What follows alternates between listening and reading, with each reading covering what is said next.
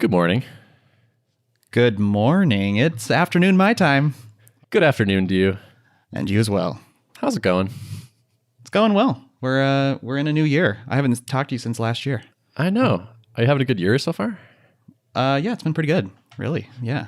Nice. It looks like a new year, new you right now. How are you in a t-shirt? Don't you live in Minnesota? I do, but you know what? This effect of living in a cold weather place is like every building I'm in is just so warm that I wear t-shirts year round because like when I'm in California, I wear more sweatshirts and stuff because no one runs their heaters. But out here, it's like t-shirt weather all the time. Okay. You know, we've been talking a little bit, but I feel like we should intro our third here. Yeah, let's do it. All right. So there's this joke that's been going on AOP for a little while now, which is how long does it take before we mention Steve Schoger and Adam Wathan? And so we're thinking, you know, maybe we should just do it right off the bat and also maybe just have at least one of them come on. And so we did. Heck yeah. Hey Adam. Hey guys. Thanks for having me on the show again. Oh yeah. Yep. I like repeat guests. You and I were just talking about this the other day. It's like, why establish a whole new rapport when you can just have the same... Just get that over with once tired. And then just milk that guest for all it's worth. That's right. Welcome to our game plan. So I'm going to assume people basically know who you are. You're a guy on the internet. You make stuff. You're independent. You just released a course called Refactoring UI, which I suspect people are familiar with. You are someone that I have looked to for inspiration and guidance and all that when it comes to how do you make courses on the internet and sell them to people and make good stuff and care about the details and all that. And I figured this would be a good time while everything is still fresh in your mind to take a trip down memory lane and like go through and get maybe like kind of obnoxiously into the details about this course and how it went and how you promoted it and all that, and use it as maybe not a blueprint, but at least some inspiration for people. Yeah, that sounds good to me. Cool. So where do you want to start? Let's start at what was the conception of this idea originally? Like, did you set out and say like, I'm going to make a course that looks like this, or was it more organic than that? Me and Steve sort of started talking about the idea of him doing a book I guess not last year, but now 2 years ago. So 2017, around maybe like the spring, March, April sort of time. Me and him were already buddies. He'd kind of seen like some of the success that I had with some of the other product launches that I had done. And he was kind of like, man, like I'd kind of like to get out of regular working and do something like that. I wonder if I could do like a design book or something like that. So that idea was just kind of like planted, and I kind of talked to him about how I think he should go about making sure that that actually works out, which basically is you need to start building an audience and start to build some authority on this topic so people actually want to learn from you, right? And want to buy stuff from you versus anybody else. And I said, you know, like the best way to do that, that's worked for me, is just to be genuinely helpful on the internet and put out great free content and try to help people. Yeah. So you touched on something I just want to spend a moment on, which is that people aren't 100% rational purchasers of goods. Like they like buying things from people that they know and like more than just like choosing the best product period overall.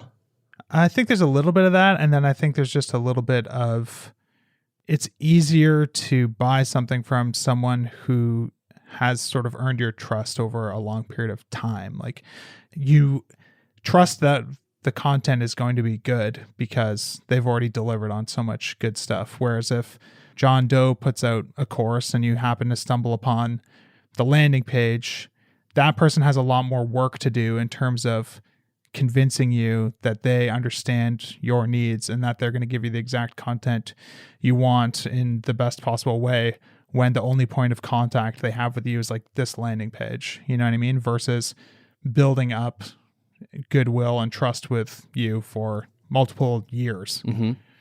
So when you started talking to Steve about this, when did you make the transition to like, maybe I'll help you with this and we should split it in a certain way? We didn't really make the decision to like do a full-on partnership on it until like March of 2018. I think we were out for lunch one day and we were kind of just talking about it, and he was talking about how he was thinking about trying to get the wheels turning on actually putting together some sort of product. We had just been collaborating so much to that point on everything, like all of the design tips, tweets and stuff. Like a lot of them were my idea originally. A lot of them were Steve's idea originally, but we were always collaborating on figuring out like, okay, like how do you frame this information in a way that someone who thinks like a developer like me is going to see it and be like, yes, I get that. I know how to apply that to my own stuff. And kind of what we learned kind of working together, learned is the wrong word, but like when Steve was like talking about doing it himself, he was kind of pitching me on like some ideas for how he wanted to structure it and stuff. And I kept having to say like, you're trying to write a book for designers. Like, like he was thinking, okay, well, I'm going to have this section on like typography, then like a section on like color theory, and it's going to talk about this sort of thing. And it was a bit of an educational process for him because he's a designer. He thinks like a designer. He cares about the things a designer cares about. We kind of had to work together to get him into this world of understanding like what developers just aren't going to care about and what parts they do care about. And that's kind of how we just honed this like approach to all this content and making it just like super, super tactical. And as here's bad, here's good, here are the exact steps to do that. You will sort of learn about typography and color theory and stuff sort of by accident, but like we're not trying to teach you that. We're trying to teach you how to make a concrete improvement to something. We kind of like realized based on the amount of that we were working together on this stuff and kind of refining the messaging around all the existing content that we're putting together, that it was going to be hard for him to have like to succeed at it to its full potential without having someone who thinks like a developer, like heavily invested in the project to sort of work with, to try and do a little bit of that translation to figure out how do we take these design topics and kind of transform them into something that's really going to click for developers. So we kind of figured like, I think if we do it together, it's going to be more than twice as successful as it would be if either of us did it apart. And we're good friends and we love working together on stuff. So we decided to just kind of tackle it as a partnership, just like a 50-50 sort of thing. Where did the decision to focus on developers come from? Was that the original conception of the idea? I think in a lot of the sense it was because he was talking about like, okay, well, I'd like to build my audience and stuff. And I'm a developer who like has struggled a lot with design and cares a lot about design. And I don't have numbers to prove it or anything. I guess I kind of have some numbers now, but at the time I didn't really have numbers to prove it. But I just kind of had this gut feeling that there are a lot of people out there like me who have all these ideas for side projects and they want to build them. And the first thing they have to do is put some UI in the interface so that you can actually do the stuff that you want to make this tool do. And immediately you're kind of like disheartened and blocked because of like, I can't make this look like Stripe. Like, why can't I do it? And it's just frustrating. And it kind of makes you just give up on stuff, or you use like Bootstrap or something, which is a great tool, but like everyone uses it and all the sites look the same. And, you know, you want something to like look polished and professional. And I think a lot of like developers who care about stuff like TDD and clean code and stuff like that care just as much about having a polished visual interface for their products too. It's sort of this just like built-in thing where you just care about quality in all aspects, right?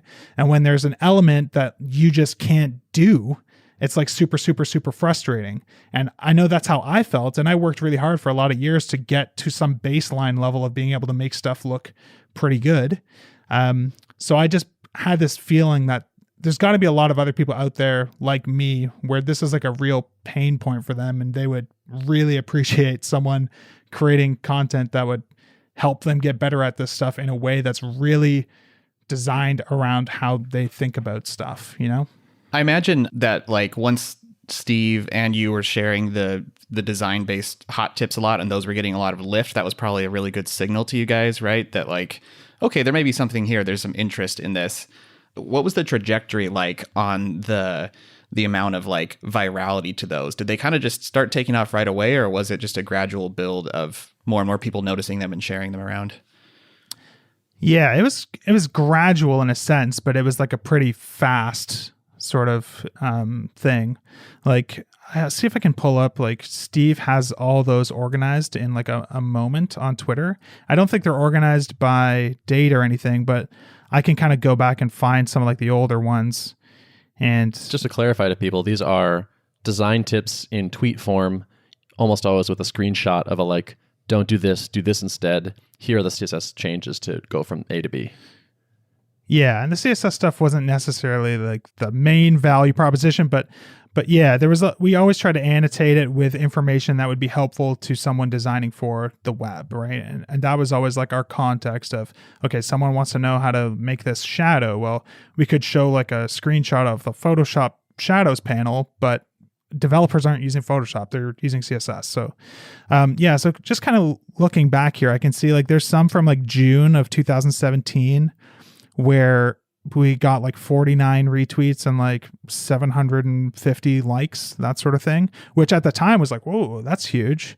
But now basically anything that Steve tweets that's a tip like this gets like at least probably 2,000 likes and like 400 plus retweets. There's one, we did this tip about like, don't be afraid to think outside the database, which I thought was a really perfect example of something that's like super targeted at like how developers design interfaces.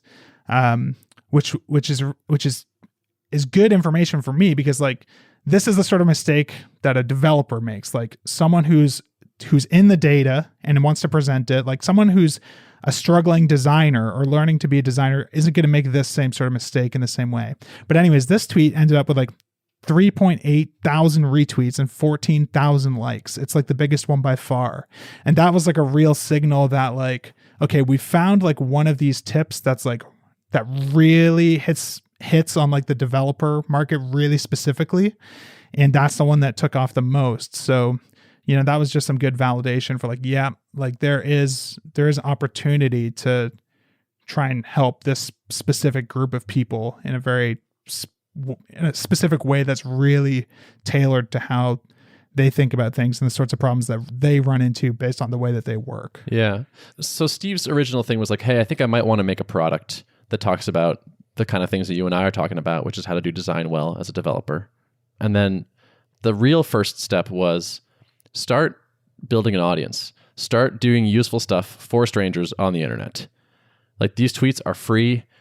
I don't even think they had like promo for an eventual course. It was just like, here's a useful nugget of information. For the longest time, they weren't even like, they didn't even have like any sort of branding on them to like tie them back to where the image initially came from or anything.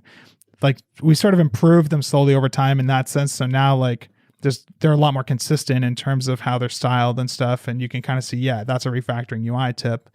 But at first, everything was just kind of one-off, you know what I mean? As we were trying to figure out what's the best format and way to do this stuff. I imagine that's the biggest lesson we'll take away from here that people have probably already heard us say, but is that you started with the audience. Like you didn't start like... That's absolutely like the most important thing, right? Like Steve had a product that he released before this Heroicons product, which is a really cool set of like larger icons, like the sort of icons you have in like the features section of a marketing page.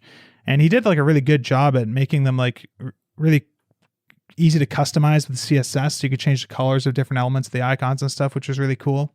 And he kind of launched that in sort of the, I have an idea for a product, I'm going to make the product, I'm going to launch it sort of way, see what the market says. And it did okay, right? I think he's done maybe like 25 grand total on it in like the 2 years that it's been out, which is awesome for like a side thing that you just put out.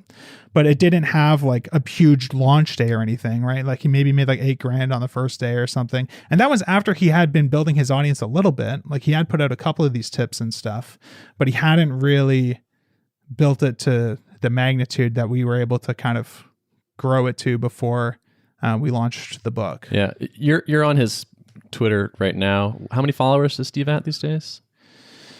Right now, Steve is at 43,700. 33,000? 43,000. 43,000. And where was he like back in before the refactoring UI stuff and the hot tweet tips and stuff? I think he had something like 1,000 followers or something, maybe less than 1,000 at the beginning of 2017. So he's grown his like audience by like probably close to 50x by being 2 useful years. On the internet. Just by being useful. And I mean, the example that I gave in the MicroConf talk was I showed like the sorts of things that Steve was tweeting before he was really focused on building his audience. And the tweet was like, you know, friggin' Rogers trying to charge me more money for my cell phone plan or something. You know, the typical things that people just post on social media, things that everyone posts. But now he basically doesn't tweet anything unless it's like his Twitter is a source of content for other people. It's not like an outlet for his personal frustration like most people treat social media. Like he doesn't tweet anything unless it's being tweeted to be helpful to other people or, you know, to help promote the book, that sort of thing. But, you know, it's night and day difference. Like when you have when you have a Twitter account or anything like that, where you can craft it so that like the signal to noise ratio is just like really, really, really, really, really high. And people know, like when they see like Steve's avatar show up in their Twitter timeline, like, oh, this is going to be good. You know what I mean? That's sort of like the expectation that has been set now. And I think that's why, you know, the audience grew. So there's that element. Then there's just, of course, like, I think the content that we were putting out was really, really good and really helpful to people, which is why it took off with getting all the retweets and likes and stuff. Which again was really good validation. But yeah, just being as helpful as you possibly can and not souring that with stuff that's not helpful. You know what I mean? Like be helpful or be nothing. And like the ratio of just free value to promotional type of tweets, I think is like key as well. Like if half of his tweets were just like, here's a coupon code to Refactoring UI or something like that, then totally. That would probably, you know, have a negative impact on following. So and even like I've kind of been talking about, we had this idea that Steve would be working on some sort of product. He wanted to put out some sort of educational product like close to 2 years ago. At this point is when we first talked about it, but we never like talked about that in public. We never said like, keep your eyes peeled, we're going to put out a book one day, 2 years from now or whatever. It's just give people stuff for free and don't worry about trying to get money from them. And then once the audience is there and people are asking you to put together something because they want to repay you for all the value that you've created for them, then, you know, put the work in and put something out and put it out there. So in some ways it's kind of like, I can't decide if I feel like awkward about the fact that it's like, okay, in some ways it was a bit strategic, right? Like we knew we wanted to do a product eventually. It's not like it was like totally selfless from the beginning. It's not like we're just going to create free content forever and ever and ever. And we're just such wonderful and nice people that all we want to do is help people for free or whatever. But I think it is important to get satisfaction just from seeing people get value from stuff and having people say, you know, I just applied this to my design and it really improved it. It's like, that's awesome. That makes us feel really good. But yeah, at the same time, there was like intention there to like build this audience so that it would be valuable to us at some point in some way, you know, and we didn't necessarily know exactly what we were going to make the whole time. But if you want to release products on the internet, having a big audience of people who, you know, really love what you do is the biggest lever that you could possibly have. Like there's literally no other thing that you could do that can make up for like not having an audience. Like, and the opposite is true too. If you have a huge audience of 50,000 people who think you're awesome and are so grateful for all the free stuff you've made them over the years, you can do literally every other thing wrong when it comes to marketing and launching your product, and you will still have more success, I think, than someone who does every other thing right and has no audience. Yeah, you know? I love that. Like at least financially, your results are like the number of subscribers times your conversion rate times your price. And I feel like the subscriber number is the one that you have the best shot at like really pushing. Price maybe too, if you're good at creating like a high value kind of thing. But like, especially as a new person, you're probably not going to do much better of a conversion rate than, you know, average or say. So But the subscriber one is the one you can really focus on. Like you could double or triple that in a way that you can't double or triple price or conversion rate, I think. Totally. Yeah. Also, like those 43,000 followers are an asset that Steve has created. It's not like if you started a product first and then we're like, oh, I should build an audience for this of people that know about it, then you're kind of like tying that audience to the product. And so the next thing you do maybe doesn't benefit so much from the previous work. But because these are all these people that just like and respect and have gotten value from Steve, whatever the next thing he does is likely to be that much more successful too. For sure. Yeah. It really is a crime that Steve is not on here. We're talking about him in the third person a lot. Yeah, it's okay. Is he free right now? Do you want me to message him? Yeah, I'll message him. Let me just. I feel like a jerk, especially because we just keep talking about him. Are you pinging him? I'm pinging him. Okay. Hey, friends. Hey, buddy. Can you hear me? I can hear you. Yeah, sounds like you're all wired up properly. Yeah. Are you guys mid podcast right now? We are, Yeah. and it's my fault. I'm sorry. I'm a bad host. I should have thought to invite you both. Don't worry about it. Adam and I had been talking, and so he was like top of mind, and I forgot I had forgotten half the duo. No, I'm glad you included me in this. So yeah, we just spent like 15 minutes talking about you in the third person, and so I think we could just leave all this in. I think just have your entrance be that. I think so. Cool. So Steve has joined us. Bad hosting by my part. I'll take the blame on this one, but I'm glad you're here now. Yeah, first timer. Yeah, welcome. You guys talk about me all the time. I know that makes it like extra jerky. So I'm glad we're remedying this now. So I'm gonna catch you up. Adam said that Refactoring UI is a success because of his work on it, and that the images barely mattered, and it was all the text of the book that was really valuable. That sounds about right. Yeah. No, so yeah. Does that sound right to you? Let's hear your side of the story, Steve. Yeah, exactly. Maybe I don't give myself enough credit. I never said that. No, I know. I know. The goal of the episode is to like do the whole arc of Refactoring UI, like from the beginning all the way through where you're at now. And we've talked up through basically like, okay, you've decided to do it. You and Adam are partnered up. You're putting out all these fire tweets. People are getting excited. There's like a lot of content out there. And our takeaway of that first section is mostly like focus on your audience first before you're trying to make the product and like build up that trust and goodwill. Yeah. That's what you're just recapping right now, right? Exactly. Yeah. That's where we're at.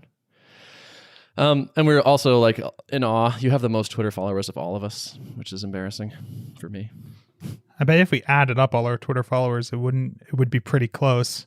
It seems like your tweet techniques have now changed to only tips, basically, and no like. I know I don't anecdotes. tweet that much. I haven't tweeted that much over the holiday, and I just try to only tweet like gold, like just the best possible thing possible. Steve does have more followers than all of us combined, God by the way. I damn just checked. All right, I changed my mind. You're off the podcast. Mute this channel. And I probably did it in the shortest period of time too. Oh, I bet you did. I had about I started doing the hot tips about a year and a half ago, and before I did them, I had about 1,500 followers. So it took me about a year and a half to get to what am I at now, like 43,000. Well, okay. So it turns out that works.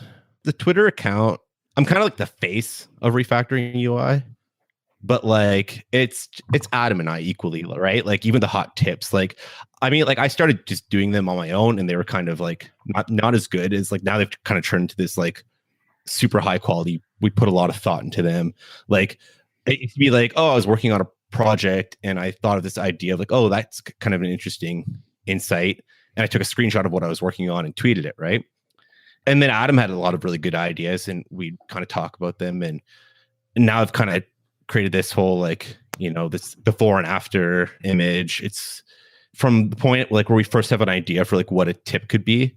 I work on them like very passively. Like I'll have a sketch file with like all my tips on them, and I might have an idea, and I'll like maybe take a few screenshots of where I've seen this idea happen, and then you know I'm doing a lot of back and forth with that. I'm trying to figure out like what's the best way to communicate this idea we want to say, and then when it's like tip day, like I jump on a call with Adam, and we're like trying to figure out how do we phrase this.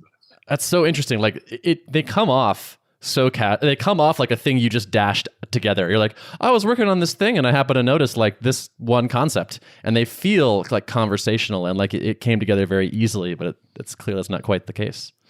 No, it's like they're like blog posts in terms of effort, right? And it's just that the medium where they're delivered is Twitter, so they have to be short, which makes it really, honestly, makes it harder.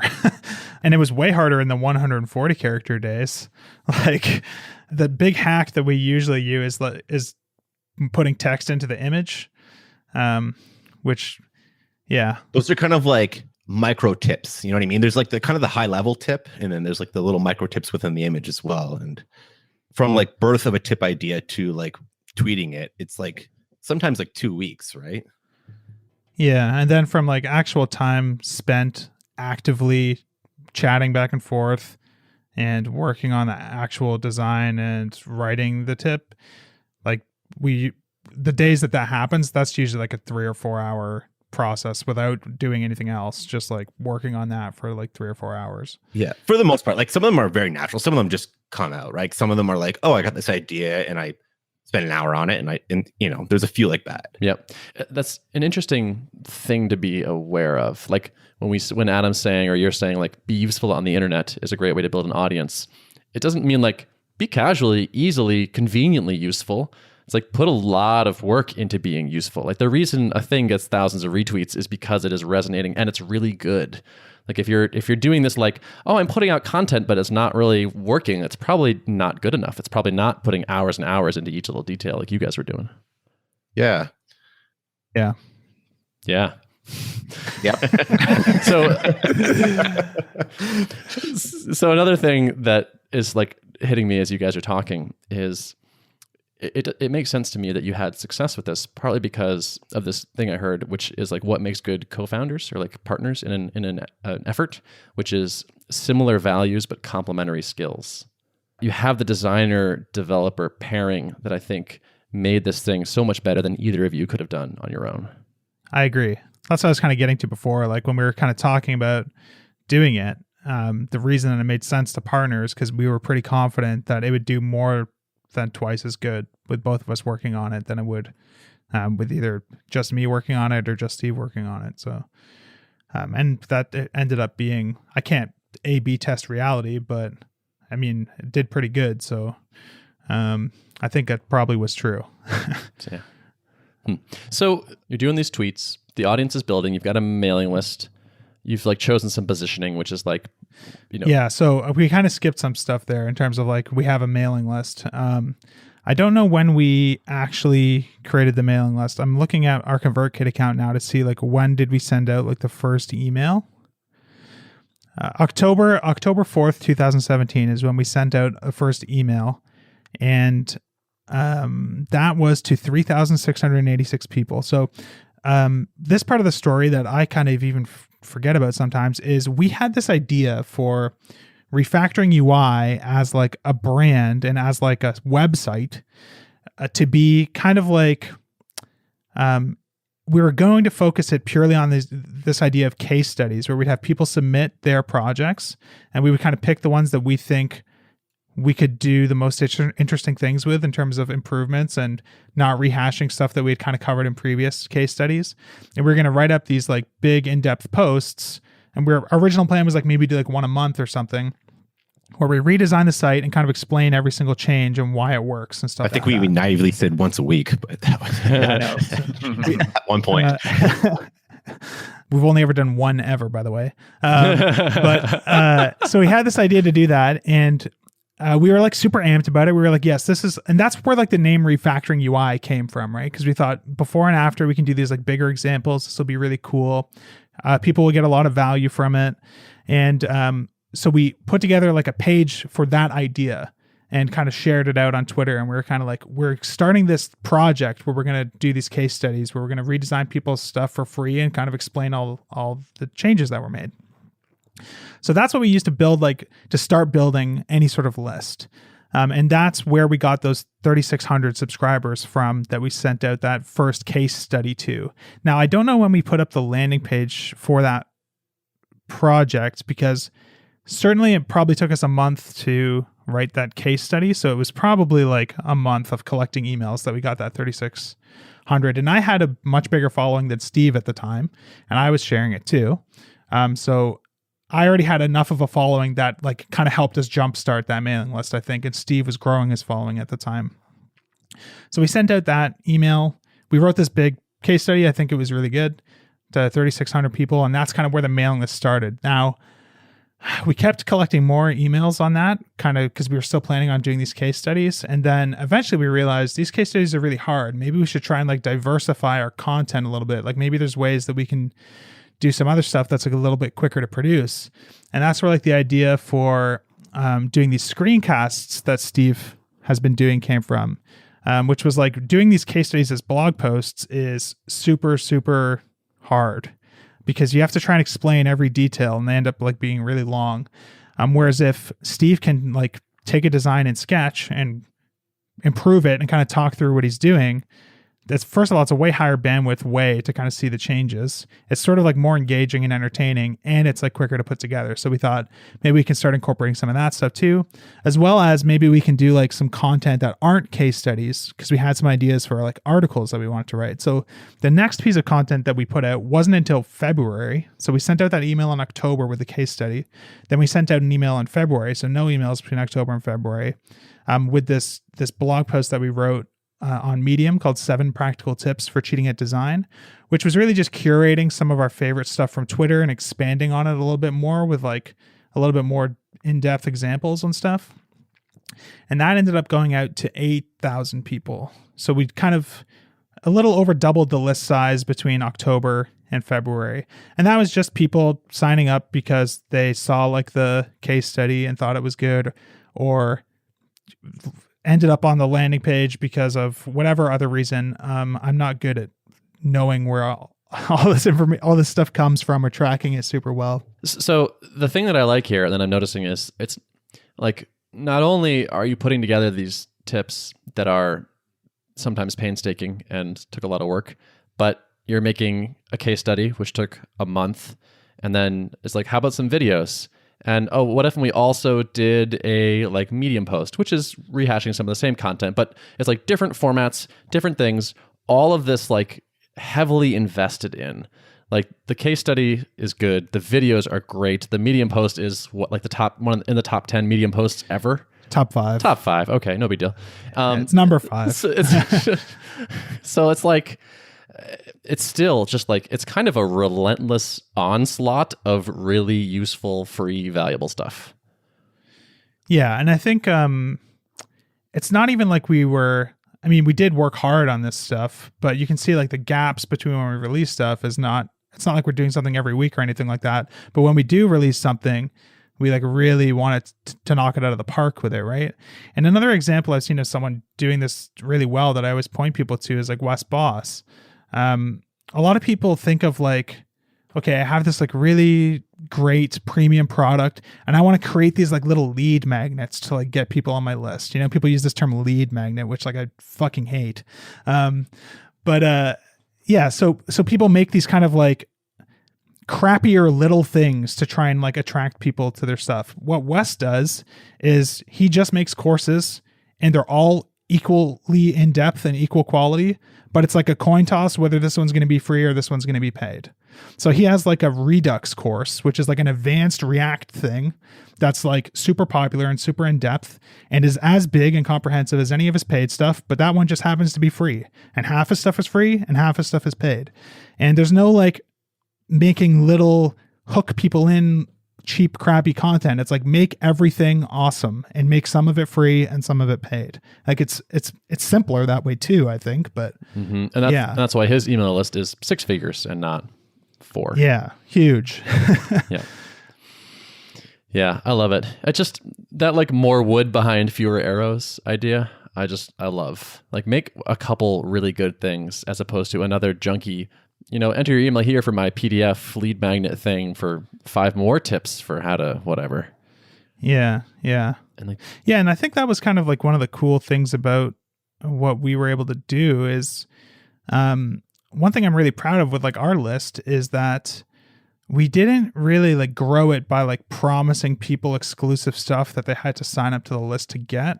Like you do need to do that a little bit, but when you don't, it feels really good that like we were able to build a pretty big list just from people being like, I could find this content on Medium. I could just subscribe to Steve's YouTube channel. I could just see you post this case study on Twitter when you're done. But I liked it enough that I would actually like to get it to my email, even though that's not the only way that I could find it. So here's my email address, you know? And I think that, again, that just comes from the quality focus. Totally. And like there's that risk in your head, like there's that like default reluctance to give someone your email. You're like, this is kind of like do I want to hear from these people? And so I think the bar to get that is higher than people might guess. Like you want to blow past that bar of like, this is so good, I need to know when the next one comes out. That's what motivates. Especially when you're making something for technical people, I think. Yeah. Because like, I mean, we That's do true. have like a bunch of mailinator addresses and stuff from all these crafty people using their disposable email accounts or whatever. But like, we're the only group of people who do that sort of thing, you know? Right. So yeah. I would say it's a much bigger feat to get a bunch of developers to hand over their email address. I mean, developers are known for routinely calling like opt-in newsletters spam, you know, like 100%. So, Adam and I were talking about that yesterday. Like I rarely sign up to those things. And the only time I do sign up, I feel, is like this person deserves my email. Like they just provide all this free content on Twitter or whatever medium they choose. And I kind of feel like, yeah, I owe my email to them, I guess. But then I only read the emails. Like if they do like a weekly email, I read it like maybe once a month kind of thing. it all comes back to trust, right? Building that trust. So where are we at in the saga? You started making screencasts now? So the screencast was kind of the next thing. Yeah. Those I were mean, pretty Steve unpopular, can probably right? talk more about the screencasts were like wildly popular, way more than I actually anticipated, to be honest. And like one screencast was like the front page of Reddit for a couple days. Do you want to talk about like the screencasts a little bit? As Adam said, like the screencasts we realized how much work it is to make a blog post. And I mean, the screencasts take a long time to make, but it's mostly just me making them. So Adam got a little bit of relief there. It feels easy for me, for sure. Like the original idea was I do like real time. Like if you've seen the screencasts, they're all like all this post-production, they're down to like 10, 15 minutes, right? But the original idea was that we do like a kind of a real time, like I kind of redesign it the same way that you're kind of seeing me do, but all sped up. But like it would take me like an hour to do it, right? And I'm talking through the process. And the idea of doing a screencast like that, it gave me a lot of anxiety. Like I can't do screencasts the way like you guys do. Like you guys are really good at articulating your thoughts on the fly, where the final version, what you see, it's super scripted. Like it takes me a long time to make that. And this guy does this YouTube channel called Binging with Babish. And it's like he takes recipes from like popular TV shows and kind of remakes them and talks about how to make them and shows you the recipe afterwards, right? He kind of does the same thing where it's like super, all his post-production makes it all sped up and it's down to like a nice 5-minute video. And I'm thinking that's totally how I need to do it. And then I can do the voiceover afterwards and even add some music in the background to give it like a cool feel. But they're just kind of like fun to watch, right? It's like the content, I think there's some really good insights in there that you can take away and apply to your own design. But I think for the most part is that they're just it's more inspirational than anything. Yeah. What was the subreddit that it was popular on? Was it the Oddly Satisfying subreddit? No, it was on like what's it called? Artisan videos. Oh yeah, I love that subreddit. I hadn't even heard of that subreddit before it was posted there. Yeah, artisan videos is like experts at their craft doing it well, and like just like a video of people watching someone work who knows what they're doing, which I could totally see your screencast falling into. Yeah, it was just trending on there. Like, so I was just getting, like, I posted the video, I went to bed, and the next morning I had like thousands of views. I'm like, what is going on here? Where is this all coming from? And I couldn't figure it out. And then someone tweeted at me saying it's on artisan videos. I'm like, oh, I've never heard of that subreddit. And I went to check it out, and there it is.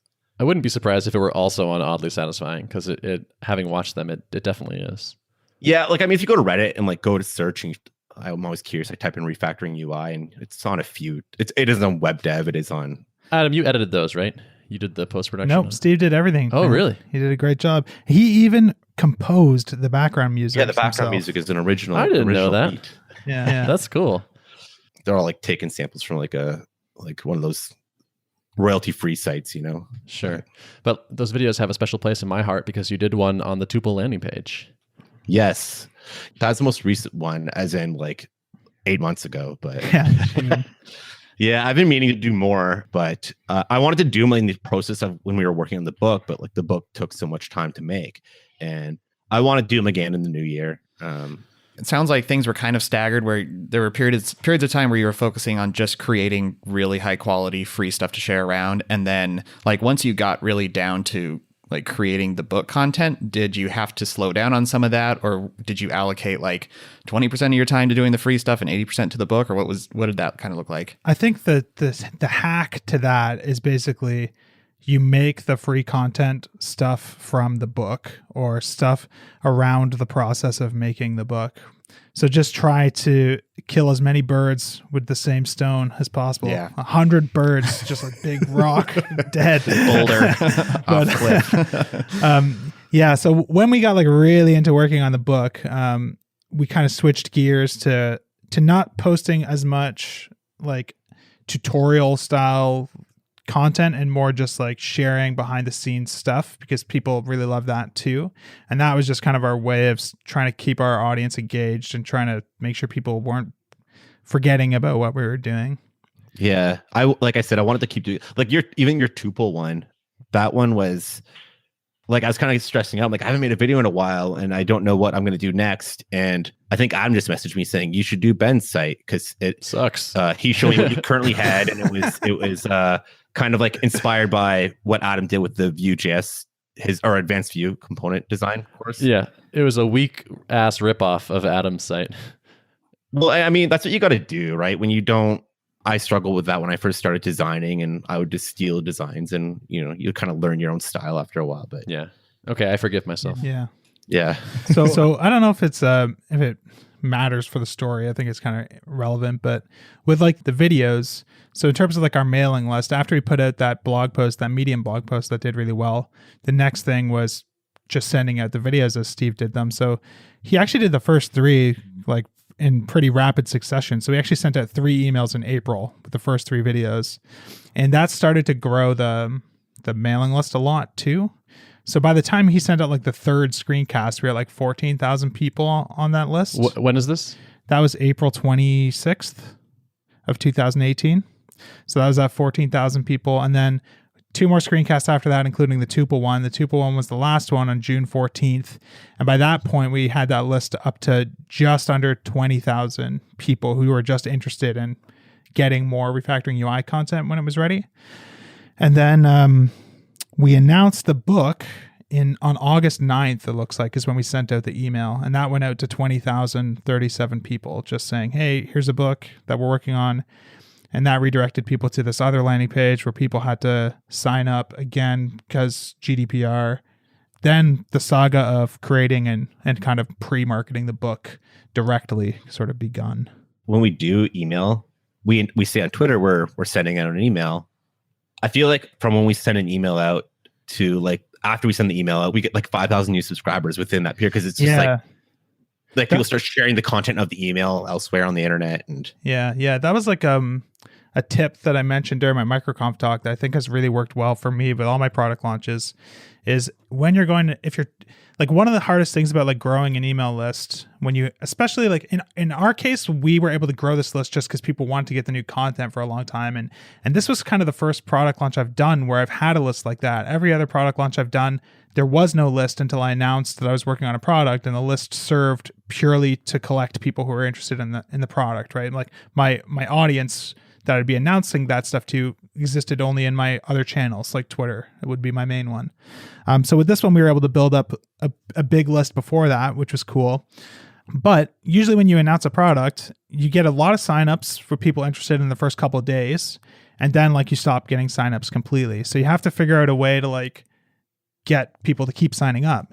And one of the simplest ways to do that, that's worked for me, is anytime I'm going to send out an update to my list about progress on the thing that I'm working on, I pre-announce that I'm sending that update through my other channels. So I'll always post on Twitter a couple hours before I'm going to send out an email, sometimes even a day before, being like, sending out an update tomorrow with this free content, or that includes the table of contents, or that has this behind the scenes details, whatever.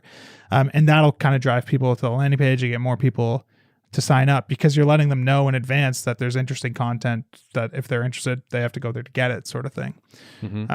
Does that ever backfire and you get people being like, oh, I missed this. Can I get the email? Always, every single time. Yeah. So what do you do? So I just DM people on Twitter with like the shareable link to like the ConvertKit email. So I have sent it out twice in the past. Like there's an example here where I sent one out on September 13th with the first sample chapter, and there was all these people who were like, I didn't sign up till after, I really want the chapter, how do I get it? So I created a segment in ConvertKit for people who signed up after I sent the first broadcast email.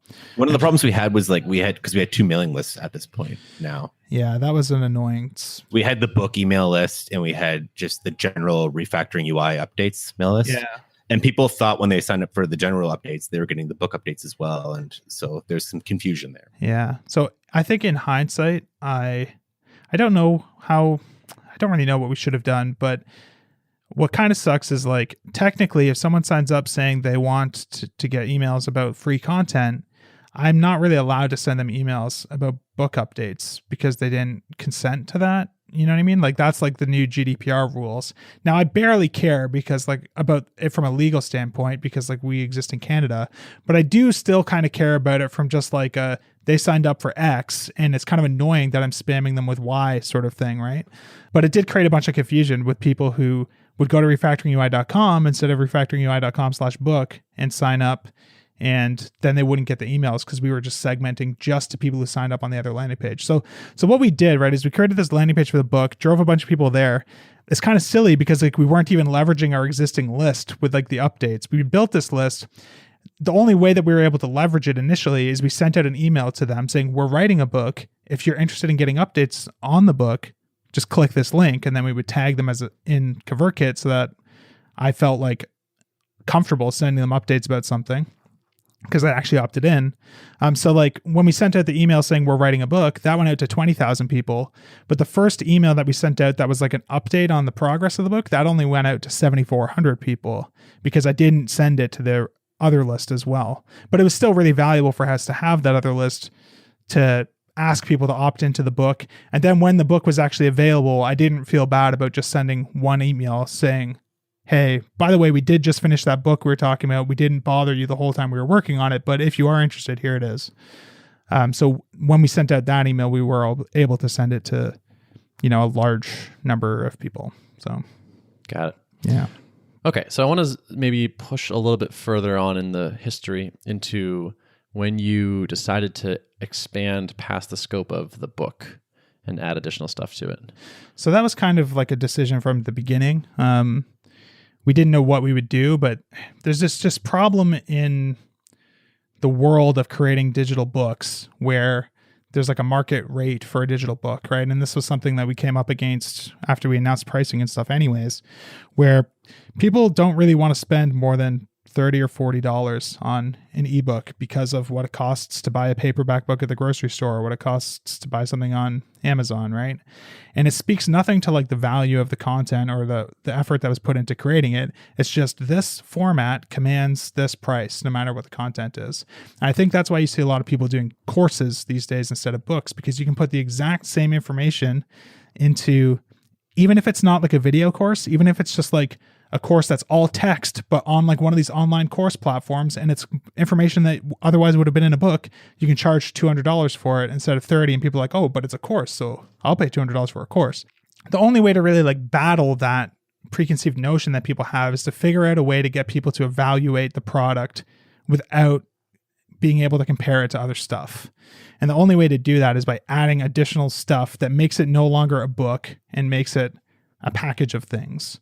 So if you can add videos, if you can add, like we had a bunch of ideas for interesting, what I think are really valuable additional resources that we created, but we are trying to make something that's worth our while to make, right? Like something that's actually going to be worth all this investment that we put in over like 2 years trying to build this audience and stuff. So just putting together like a $19 ebook, is not going to cut it, especially when you have to like split that between two people, because you have no idea how successful it's going to be, right? Like for a lot of these info product launches, if you sell like 500 copies on the first day, like that's really, really, really good. And if we sold 500 copies of something that was $29, that would be $14,000 that we both have to split. And that's going to be the biggest day of sales we ever get. And yeah, like $14,000 is a cool amount of money, but it's not really a great amount of money for 2 years of work, especially like when Steve quits his consulting jobs for 3 months to work on it full time, making no income, so we can try and get the thing done by the time we want to get it done. So the only way for us to make sure that like that there's going to be enough of an ROI for it to be worth it for us is to figure out a way to drive the average revenue per customer up to like $100 or more, you know? Mm-hmm. Yeah, and this is that, like, getting back to that equation that I shared earlier, like subscribers times conversion rate times price. Yeah, exactly. So you focused on the subscribers, but if you had whiffed on price and like we're like, well, an ebook costs $29, so there we go, that's our price point, you would have not done quite as well. Totally. Yeah, so we decided, we kind of hummed and hawed over what we were going to do. For my first product, I did like 3 tiers where it was like a book, then a book plus videos, then a book plus videos plus additional content. And that's kind of a strategy I picked up from Nathan Barry. He kind of had a really good blog post that was actually on Jason Cohen's blog as like a guest post, kind of talking about his approach to pricing tiers for info products. So we thought about doing that. And then the more we thought about it, it was kind of like, do we think most people are going to be happy to pay more and get more? If so, like, why even create like some really cheap thing? Why not just have the thing that's like $150? That's more money. If we think people are going to be happy to pay it, then, you know, what's the point in like offering like cheaper and less comprehensive versions of it? You know, I think tiering makes a lot of sense when you're trying to like tier up. When it's like, I have this thing, this is the core product. There are some people who are going to be willing to pay me more, so I should give them the opportunity to pay more by maybe adding in a coaching call or, you know, whatever as like an additional tier. But for us, we kind of saw like the core product as being this thing that had all the additional resources in the videos because they're all really complemented each other. And it was like, do we really want to like strip things out of what we see as the core product to offer cheaper versions? Like that kind of seems like backwards to what the actual mindset is when you're trying to do this price tiering, where you're really trying to give people the opportunity to pay you more, not give people the opportunity to pay you less. So eventually we decided, let's just do it really, really, really simple and just charge one price for one tier, and just make it a bit of a higher price. So instead of having maybe like a $50 tier, $100 tier, and like a $200 tier, we decided why don't we just take what we would have put in like a $200 tier and just offer it at like $150. So maybe the people that would have paid $99 are still willing to sort of come up, and people who only wanted to spend $49 or whatever, like if we lose some of those people, it's the math is probably going to work out where it's still better for us to do it this way, you know? So how do people respond to having one price point? People were unhappy. So we had a lot of complaints, and that was really stressful for us. So, I mean, at this point, we had basically finished the content. We were up to like 4 a.m, like the last 3 nights, trying to get everything done.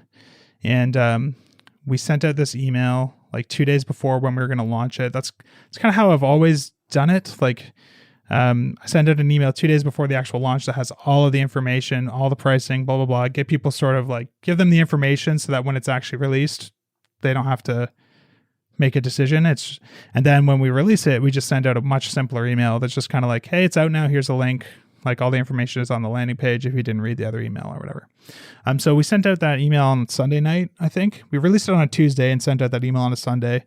And there was just a lot of people complaining like $149 is way too much for a PDF. That's like what people were saying, which is true, but that's not what we were selling. So, you know what I mean? Like, yeah, not all PDFs are created equally, right? And it's not even that. It's just like, we had a bit of a problem where it's like the URL for the product is /book. The image in the hero is like a picture of a book, but what we actually created was a lot more than that. And we had to work really hard leading up to the actual launch to try and kind of communicate that and get people looking at it as what we actually wanted people to see it as, and not just as a book. But we still kind of we still struggled with people complaining about the price because they're thinking, oh, I'm only paying for the book. Everything else has no value because I'm thinking of it as a book. And a lot of people complained. So we were really, really, really, really stressed about that, worried that it was going to like sabotage the whole launch. So we thought about it for a long time, tried to figure out like what we could do. And ultimately we decided to add a second tier that included a bunch less content, just to sort of try and make people happy. Because like with everything I've launched, I've always gotten backlash about pricing. There's always a couple people who complain, but most of the response you get from like that pricing information email, there's so many people who are replying like, I can't wait, right? They just want to buy it and they're excited. And it's like, that feels good. With this email, basically it was inverted. So there was like 95% of the emails we got were negative, and then there was like 5% of people who were excited, and that was like scary. How are you feeling at this point, Steve? I was the one getting all the emails too, so I was the one reading them off to Adam. Like, this is really bad, dude. I don't know what we got to do here. So, yeah, it was incredibly stressful. Furthermore, like I haven't slept for like 2 days at this point. Yeah, so you have like no ability. I had so much more work to do at this point, and I didn't have time to reply to these emails explaining like what you get, and so they kind of got left unanswered for a little bit there, and it was a very stressful time. Yes. Yeah, I remember talking to Adam during that. You messaged me something, and you were in a bad way. Yeah, man, it was rough. It was it sucks when you work so hard and bust your ass to like put something together that you've been trying to like, you've been basically building up to this point for like 2 years, and we make like what feels like one huge mistake that feels like it could have like blown the whole thing.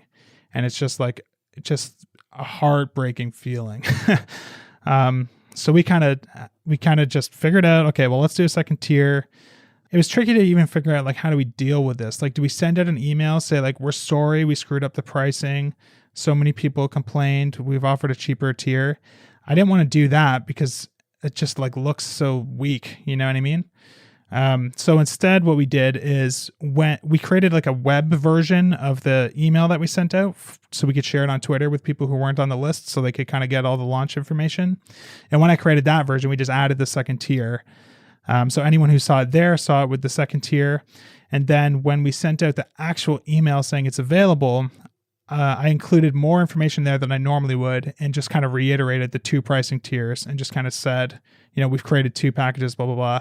I didn't address the fact that like people had complained or anything like that because I don't think it's good to get kind of all caught up in that drama. I think it's just better to just kind of like address it, don't apologize, and just put it out there. And a lot of people responded saying like, thanks for doing this. Like a lot of people were saying on Twitter like, wow, it's so amazing how you guys responded to this problem and addressed it right away, blah, blah, blah, blah, blah. So people noticed and were happy about it, like the people who were kind of bummed. And I think ultimately at the end of the day, it was the right move in hindsight. Like even if people hadn't complained, I think probably it worked out better that we did it that way, and we probably just should have done it that way.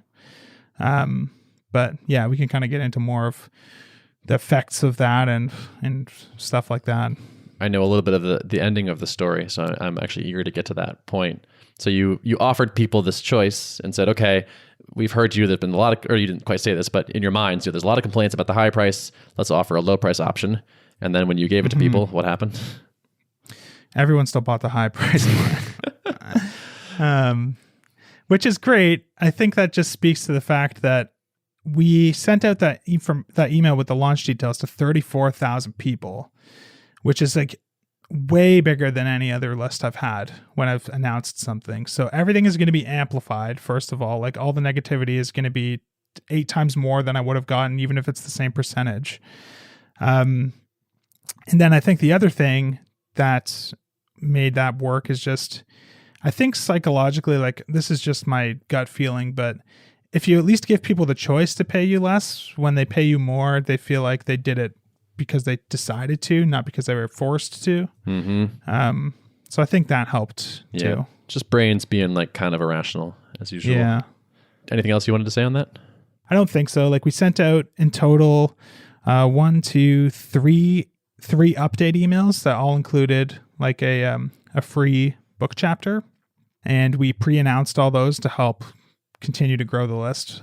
And then we sent out the launch email and then sent out the email saying it's available 2 days after that. So on December 11th, we sent out that email. And then you also did launch pricing, like the prices now are discounted over what they eventually will go to. Yeah. So we kind of set it up where the kind of big package, our regular price for that is going to be $249, and at launch it's $149, so it's discounted by like $100. And then for the cheaper package, that's going to be $99 regularly, but we offered it at $79 during the launch. So that was kind of like another, little tactic, I guess, to try and encourage people to splurge for the bigger package, is just making the discount more compelling there. A mistake I made with my very first product, I think, is I had launch pricing, but it was just like a percentage, and I just made it the same percentage for every tier. And like, that's like the most obvious, simple thing to do. And then in hindsight, a few months down the road, I did like a Black Friday sale, and I thought about it again, and I was like, if I want people to buy like the more valuable package, like why don't I try and make that more compelling than the other ones? So we tried to do that right up front on this one. Mm-hmm. So it's the moment of truth. How many subscribers did the launch announcement go out to? So the email that we sent out saying like it is on the internet, you can buy it now, that went out to 34,290 people. And we sent that to both lists. So the people who just signed up for the book and the people who signed up for general updates. And those they're not really separate lists, right? Like any duplicates would have only got the email once because it's just two different segments in the same app. But so that was the combined group of people who had entered their email into both places. Gotcha. And so as of today, and so that was, it's been a couple weeks now? December 11th. And it's January 3rd just now. over 3 weeks. Just over 3 weeks. Okay. And so how many total purchases since then? Total purchases, 6,000. And I'm waiting for a refresh here because I haven't refreshed this page today. But I don't think we would have got over to the next 1,000. 6,802 sales. That's pretty nice. So that's, what was that, 20% or so? Of that full list, yeah. And not all the sales came from the list. The email list is over 40,000 now, just from people who are signed up to get like the free previews on the website who didn't hear about the book till after, or who weren't really interested until they started seeing testimonials from people and stuff. How many people bought the cheaper one?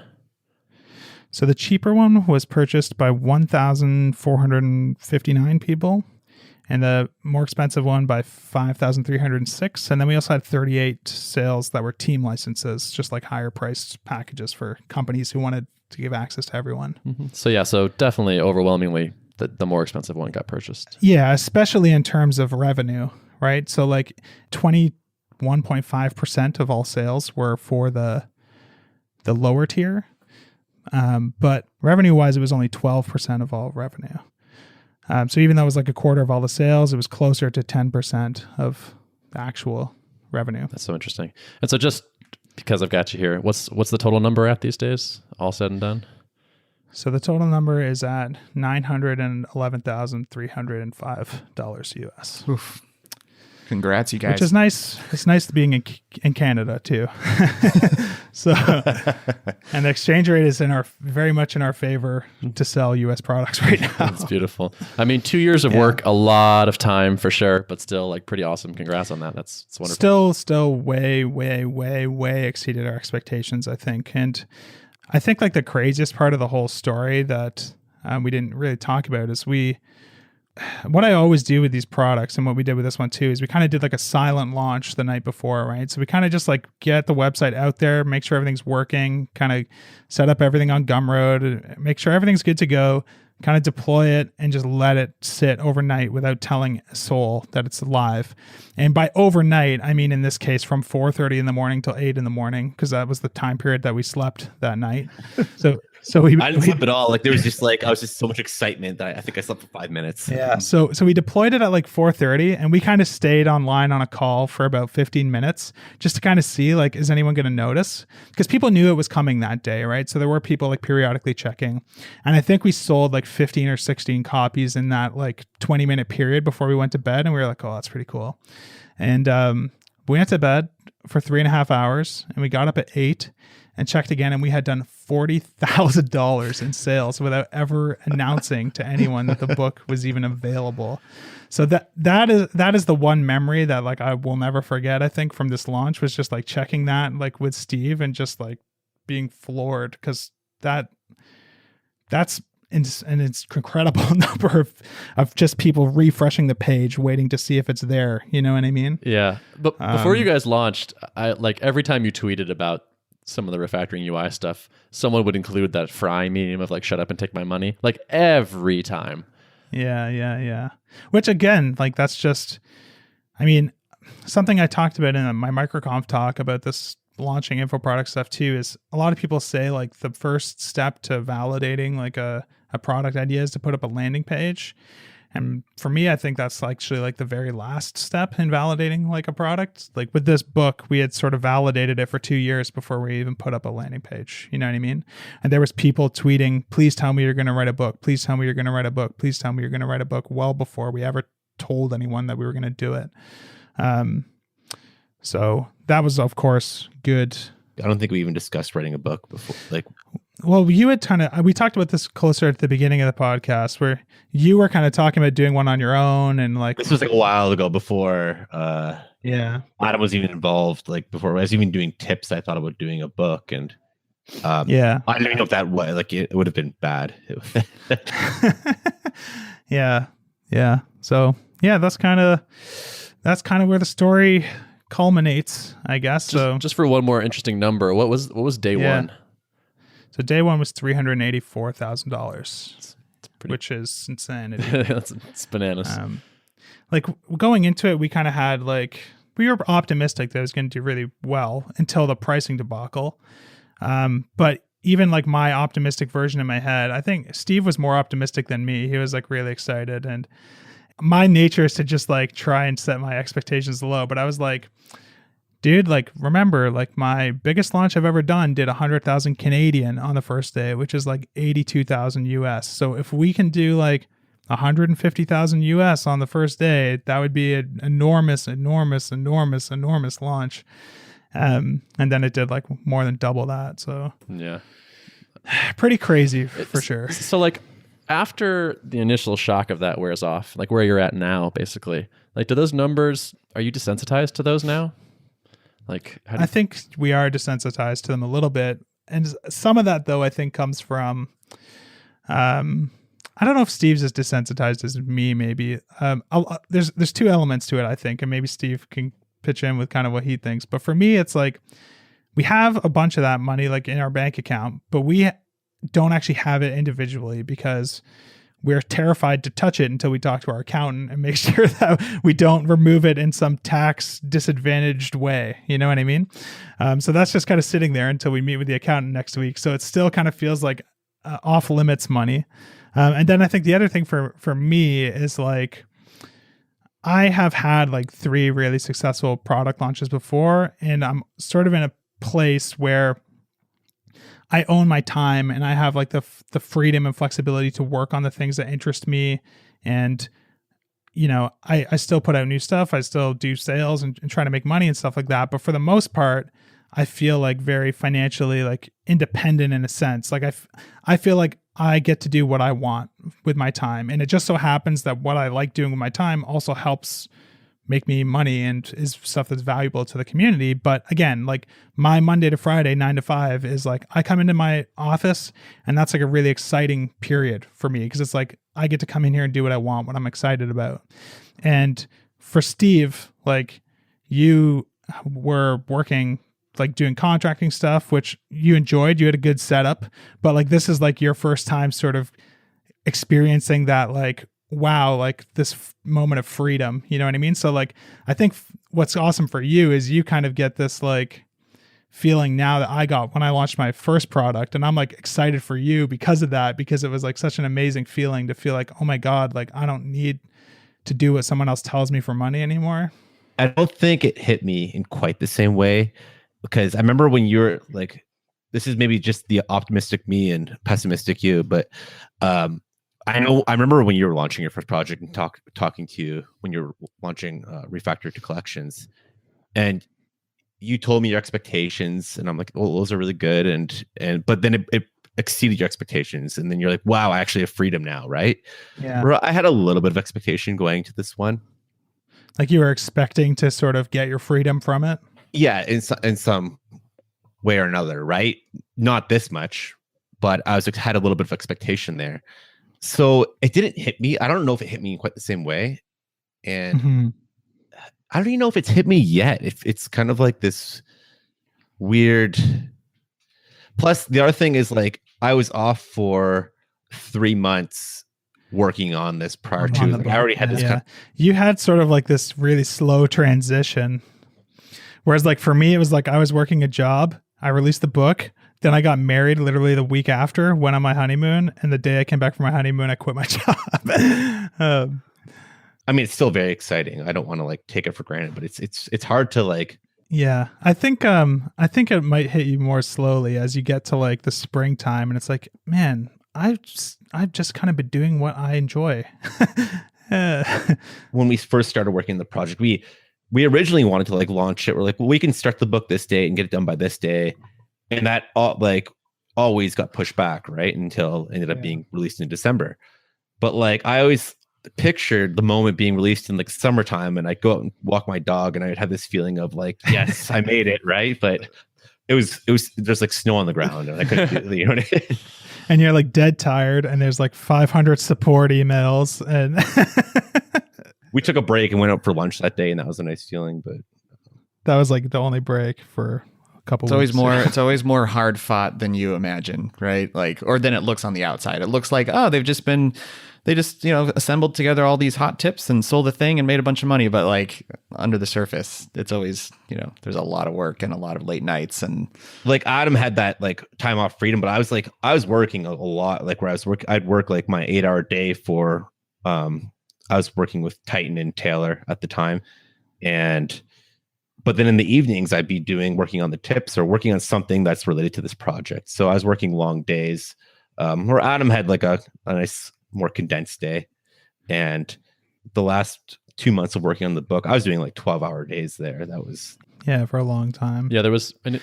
When I was reading an early version of the book, I was like shocked at how many images there were, and like way too many. You were like, Adam's like, I'm working on the words, and Steve is doing the images, and it's like a chapter is like 200 words, and then like 8 different complex images. Yeah, it's like a picture book. Yeah. And Steve was illustrator. It's so funny, so dude. I was reading my daughter a book in the bath yesterday, and it's like this My First Words book or something, and there's 6 words in the book. It's like heart, star, house, turtle, something else, right? And I noticed for the first time, like on the back of the book after I finished reading it, that like they had the audacity to say author and then the person's name, and it just kind of made me feel like that's kind of me on this book.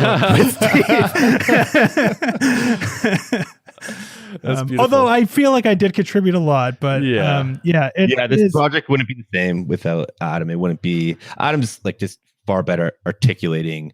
Like we worked on the concepts together a lot, so like, but he's just far better articulating the ideas than I would be, and he brings that developer point of view that I can't bring to it. But the images, they killed me. They were like I probably got maybe a little too carried away. Like I would design entire UIs, like entire applications to communicate how to do a drop shadow. And for the longest time, like we really tried to avoid like reusing an example. Like if we came up with like some chat UI, we only wanted to use it to demonstrate like one point. We didn't want that to like reappear in another chapter. Because it just felt like being lazy. I think I designed a few airline companies, and I designed a few. Yeah. Eventually, we recycled something. Well, we got a little lazy, and it wasn't even lazy. It's like, well, like just like how creative can you be when you're making 250 images? There's right? more than that, but yeah. I think it's like 300 probably at the end. Wow. Yeah, that's brutal. Well, so Steve, you must be pretty okay at UIs these days. Yeah, I mean, I'm kind of like I just did the project with you, and I was So admit, I was kind of burnt out doing that. I'm sure. I felt horrible asking you.